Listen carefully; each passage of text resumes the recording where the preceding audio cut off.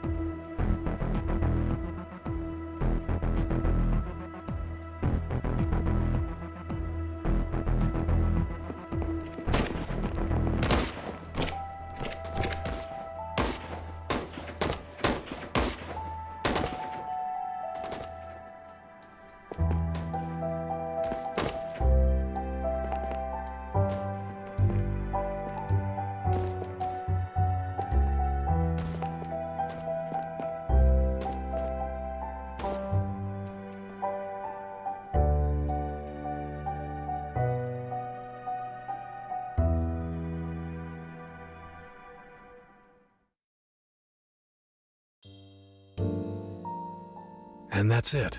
The most tumultuous days of my life, and possibly in Garian history. We never did find out who was behind the Liberators. I had gotten so close, but ultimately, we weren't able to present enough evidence to convict anyone. There was something we must have missed. Luckily, the Liberators never launched another attack or made another statement. They just vanished into thin air. With the case still unsolved, I'm pretty sure Gary will never make chief now. The Liberators remain an active threat, even though there hasn't been another attack yet.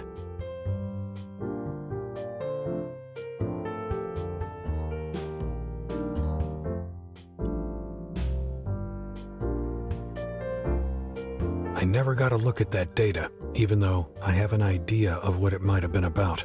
Maybe someday the truth will come out.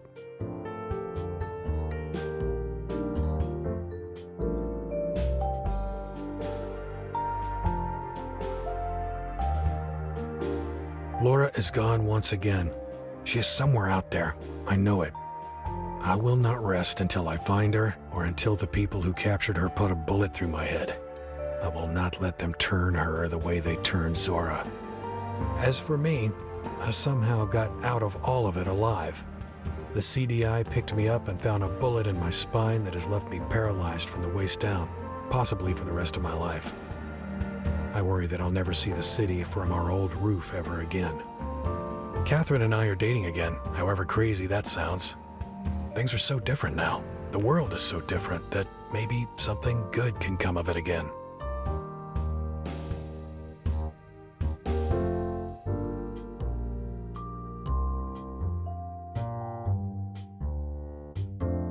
And finally, Zora. There was a moment when I thought she might have changed. I saw hesitation in her eyes, or maybe it was all in my head. She and her people are still roaming free, probably right here in the city of Gara. I have a feeling that if we ever cross paths again, only one of us might walk away.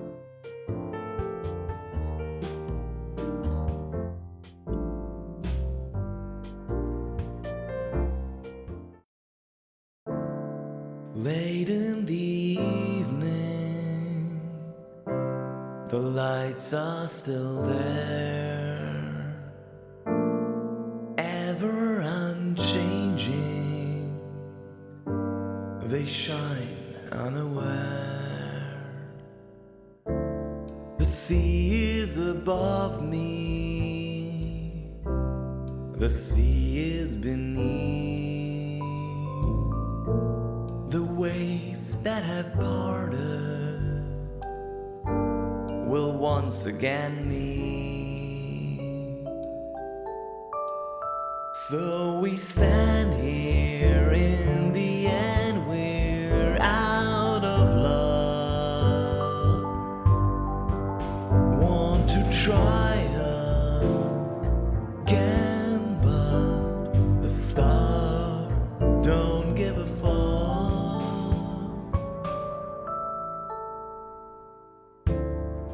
Will it have mattered?